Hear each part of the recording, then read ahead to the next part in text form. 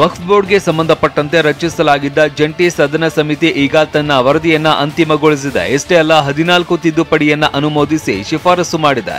ಆದರೆ ಸಂಸದ ಓವೈಸಿ ಈ ಬಗ್ಗೆ ತಮ್ಮ ಅಸಮಾಧಾನ ಹೊರಹಾಕಿದ್ದಾರೆ. ಈ ಸಮಿತಿ ಕೇವಲ ಆಡಳಿತ ಪಕ್ಷಗಳ ಒಕ್ಕೂಟದ ಸದಸ್ಯರ ಶಿಫಾರಸುಗಳನ್ನ ಮಾತ್ರ ಅಂಗೀಕರಿಸಿದೆ.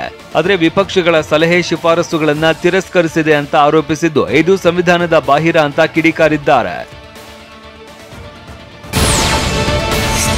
ಉತ್ತರ ಪ್ರದೇಶದ ಪ್ರಯಾಗ್ರಾಜ್ನಲ್ಲಿ ನಡೀತಾ ಇರುವ ಕುಂಭಮೇಳದಲ್ಲಿ ದೇಶ ವಿದೇಶಗಳಿಂದ ಜನರು ಆಗಮಿಸ್ತಾ ಇದ್ದಾರೆ. ಹೀಗೆ ಮಹಾಕುಂಭಮೇಳಕ್ಕೆ ಆಗಮಿಸಿದವರಲ್ಲಿ ಕೋಲ್ಡ್ ಪ್ಲೇ ರಾಕ್ ಬ್ಯಾಂಡ್ನ ಖ್ಯಾತ ಸಿಂಗರ್ ಕ್ರಿಸ್ ಮಾರ್ಟಿನ್ ಮತ್ತು ಆತನ ಗರ್ಲ್ ಫ್ರೆಂಡ್ ಹಾಗೂ ಬಾಲಿವುಡ್ ನಟಿ ಡಕೋಟಾ ಜಾನ್ಸನ್ ಕೂಡ ಸೇರಿದ್ರು.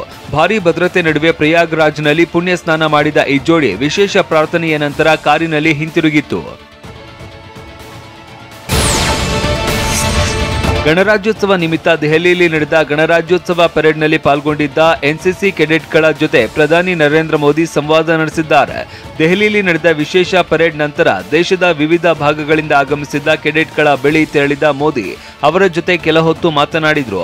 ಈ ವೇಳೆ ಎನ್ಸಿಸಿ ಕೆಡೆಟ್ ವಿದ್ಯಾರ್ಥಿಗಳೊಂದಿಗೆ ಪ್ರಧಾನಿ ಮೋದಿ ಸಂವಾದ ನಡೆಸುವಾಗ ರಕ್ಷಣಾ ಸಚಿವ ರಾಜನಾಥ್ ಸಿಂಗ್ ಉಪಸ್ಥಿತರಿದ್ದರು. ದೆಹಲಿ ವಿಧಾನಸಭೆಗೆ ಫೆಬ್ರವರಿ 5ರಂದು ಚುನಾವಣೆ ನಡೆಯಲಿದೆ. ಆದರೆ ಚುನಾವಣಾ ಆಯೋಗ ಹಿರಿಯ ನಾಗರಿಕರು, ವಿಶೇಷ ಚೇತನರು, ಅಂಗವಿಕಲರಿಗಾಗಿ ಮನೆಯಲ್ಲಿನೇ ಮತದಾನ ಮಾಡೋದಕ್ಕೆ ಅವಕಾಶ ಕಲ್ಪಿಸಿದ್ದಾರೆ. ಹೀಗಾಗಿ ಭಾರತದ ಮಾಜಿ ಉಪರಾಷ್ಟ್ರಪತಿ ಹಮೀದ್ ಅನ್ಸಾರಿ ತಮ್ಮ ಮನೆಯಿಂದಲೇ ಮತದಾನ ಮಾಡಿದ್ದಾರೆ. ಈ ಬಗ್ಗೆ ಪ್ರತಿಕ್ರಿಯಿಸಿರುವ ಅನ್ಸಾರಿ, ಚುನಾವಣಾ ಆಯೋಗದ ಈ ಕ್ರಮ ಹಿರಿಯ ನಾಗರಿಕರಿಗೆ ಭಾರಿ ಅನುಕೂಲವಾಗಿದೆ ಎಂದಿದ್ದಾರೆ. ಅಮೆರಿಕಾದ ಕೊಲರಾಡೋ ರಾಜ್ಯದಲ್ಲಿ ನಡೆದ ಅಂತಾರಾಷ್ಟ್ರೀಯ ಹಿಮ ಶಿಲ್ಪಕಲೆಯ ಚಾಂಪಿಯನ್ಶಿಪ್ನಲ್ಲಿ ಭಾರತದ ತಂಡ 3ನೇ ಸ್ಥಾನ ಗಳಿಸಿದ್ದು ಕಂಚಿನ ಪದಕ ಗೆದ್ದಿದೆ.